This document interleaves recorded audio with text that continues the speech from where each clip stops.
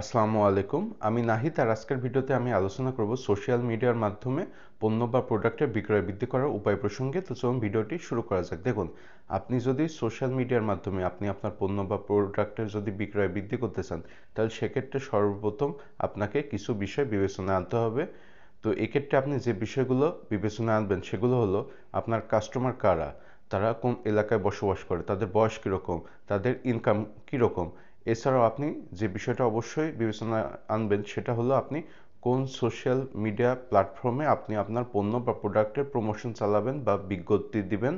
সেটা হতে পারে ইউটিউব, সেটা হতে পারে ফেসবুক, সেটা হতে পারে টিকটক, সেটা হতে পারে ইনস্টাগ্রাম। এরপরে নাম্বার 2 আপনি যে কাজটা করবেন সেটা হলো আপনি আপনার প্রোডাক্ট বা সার্ভিস রিলেটেড বা আপনি আপনার কোম্পানি রিলেটেড কিছু হাই কোয়ালিটি কন্টেন্ট তৈরি করবেন।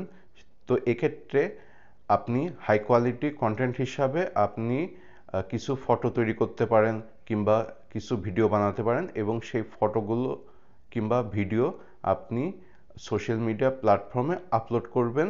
এরপরে নাম্বার 3 আপনি যে কাজটা করতে পারেন সেটা হলো আপনি টাকা দিয়ে সোশ্যাল মিডিয়া প্ল্যাটফর্মগুলোতে আপনি অ্যাড চালাতে পারেন আপনার পণ্য বা প্রোডাক্ট রিলেটেড বা আপনার কোম্পানি রিলেটেড।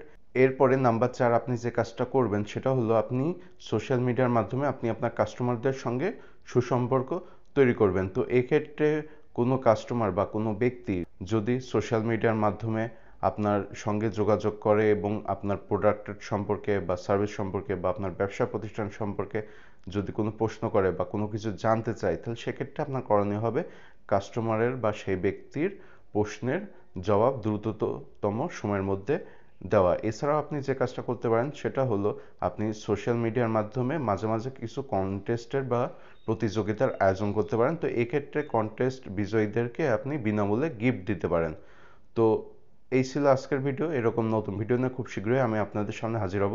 আপনারা সবাই ভালো থাকবেন। ধন্যবাদ।